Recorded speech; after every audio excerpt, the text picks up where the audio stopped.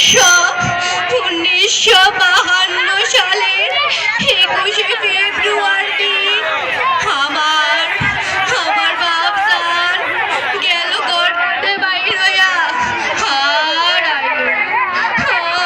আইলো না।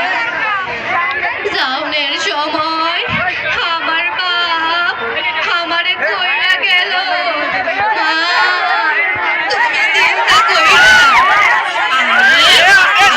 রাষ্ট্রভাষা বাংলা ফিরাইয়া আনার জন্য যাইতাছি, তুমি শুধু আমার জন্য দোয়া কইরো। আমি আমার রক্তের বিনিময়ে হলেও যেন রাষ্ট্রভাষা বাংলা করতে পারো। তারপর আর আমার খোকা আমার বাপজান আমার চোখের মনি আর ফিরাইলো না। তাই আমার কোনো দুঃখ নাই, আমি আজ গর্বিত। আমি এক ভাষা শহীদের মা। হ্যাঁ, আমি আজ গর্বিত। শুধুমাত্র একটাই আফসোস, এই দিনটার পরে আর আমার বাপরে চোখটা বইরা নয়নটা জোড়াইয়া দেখতে পারলাম না।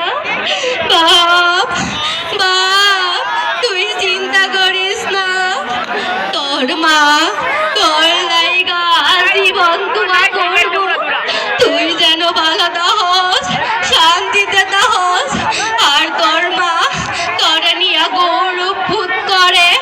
তুই আমার দেশের রাষ্ট্রভাষারে ফিরাইয়া দিছস।